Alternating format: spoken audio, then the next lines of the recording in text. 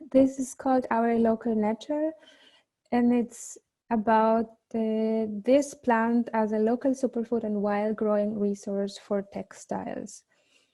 Maybe you know this plant, stinging nettle, or like the official name academic is Ortica dioica. There are many different kinds of nettles, and maybe region by region it looks a little bit different. Or in Western Europe, most of the uses that are known for nettle right now are for nettle tea. But there is I discovered and I became interested in this prehistorical evidence of resource for textiles. So on the top right, you can see some textiles supposedly coming from the Bronze Age that is supposed to be a nettle. On the top right, you see a graphic that was originally from some kind of Middle Ages book in some country. Well, I think it was probably Siberia or something like that, where they were already processing the fibers of the nettles, and you see more or less what kind of machines they're using. And on the left, you see what is the part of the nettles that is actually being used for textiles. More about the plants that are in this family that are also used for textiles. On the one hand, you have rami, maybe the most known nettle plant that is being used for textiles. And then there is also aloe, or the Himalayan nettle, which is originary from Himalaya and creates a more coarse kind of fabric. So all of these fabrics are originary. So along with, for example, hemp and linen, they are based in cellulose, and the cellulose is on the outside of the plant, on the outside of the stem. So what caught my attention was the fact that so many of these plants were growing in our city unannounced, and the plant is seen as a kind of an invader and a bad invader. The plant has so many different qualities, and because it's already growing, it would be the ultimate local urban resource for basically many applications. And what are these applications was what I set up to discover. I went out and I collected many nettles, and I set a cycle. I drew the cycle to understand what were the different applications that the plant could have. So on the one hand, we see that it's been used and it's known as food and medicine for its different qualities, not only as a food supplement because of iron, vitamins, and other minerals, also used for rheumatism, blood circulation, urinary problems, and allergies.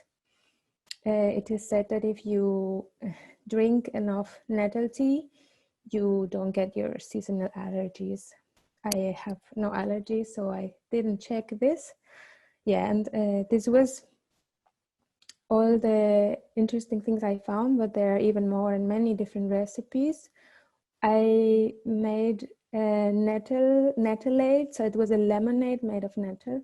I offered this to people to try, and yeah, it was quite successful. Of course, as a material and textile designer, my main interest was to understand which of the properties of the plant to create textiles were still available or were like findable, because this plant has been used over and over in more like war times or times where industrial production wasn't possible, or access to, for example, the imported cotton. So in times where there was still no cotton in Europe, or the cotton was inaccessible, people set out to create a lot of handmade nettle textiles for their own use. So but all the documentation is mostly lost, so it's really like an archaeological research. What I could do, I took the plant and I extracted the fibers by hand or with the rudimentary tools. And you can see this maybe lets you understand a little bit more of where exactly the fibers are in the nettle. And it's really interesting how rubbing the pectin of the outside of the plant, you reach to the nettle. And this was such a big understanding of how this kinds of plants work and why it's more difficult to extract the fibers, or why is the big challenge for the industry to just switch to local nettle, for example, or linen or hemp, because the production of the textile is much of a challenge in comparison to cotton. Whereas once it's produced, the cotton is available, you just have to take it and spin it. In this case, you need to process the plant, you need to dry it in the right way, you need to mash it, you need to etc., etc. There are different procedures that are just by now not really well known. So it's really a possibility for a local resource for the future. It's just that yet it's not really being studied, and also there isn't really a market. So another thing I did, this is in this case a net, but it comes from the aloe nettle that I was mentioning you about. It's possible to order this kind of fabric from Tibet, from Himalaya, but if you see, it has a different texture, it's more coarse. The interesting thing about nettle, as well as, for example, if you talk about linen, is that with use and with movement, it will become softer, it will become more wearable, and it will age with you with time. So it's a textile that can change to better. Yeah, and the plant has most of it cellulose, so this is why it's possible to produce 100% nettle paper, which I also have here a book cover made of it. It's really soft, and I really recommend also to experiment making paper with any kind of plant leftovers. It's a really beautiful process. I had the chance to combine also different fibers. On the lower right, you see where there were more of the stems, and on the upper top left, you see more of the leaves, but basically this is all 100% nettle.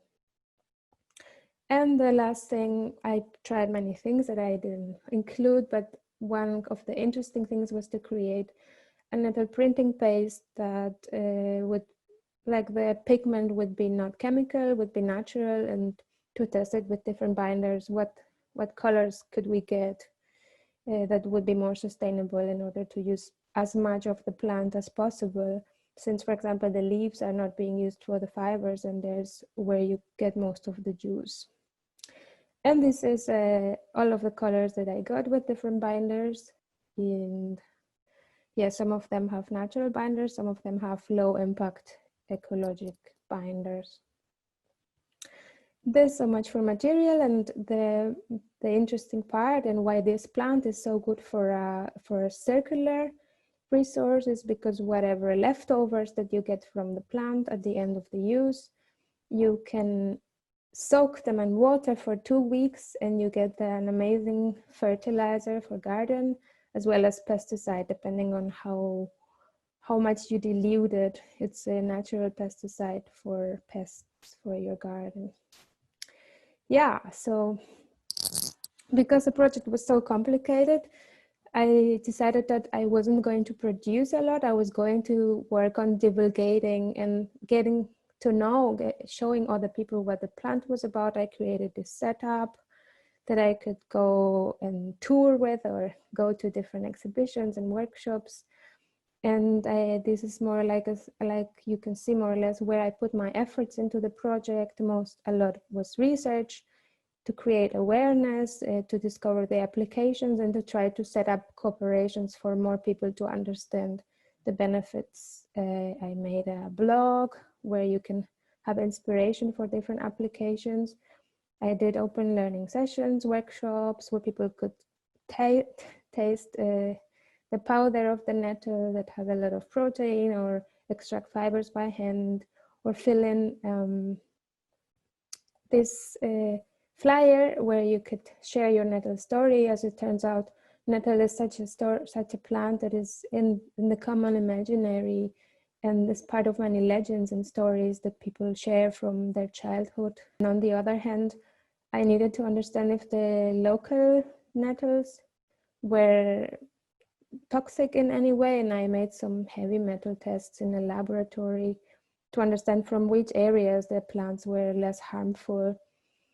And in the end, I made a little booklet, as long as the documentation to give away with recipes, and yeah, that was it. I, in the end, very much learned how to handle the plant without it stinging, or to get used to the stung, which is supposed to be really good for reuma and articulation. Thank you so much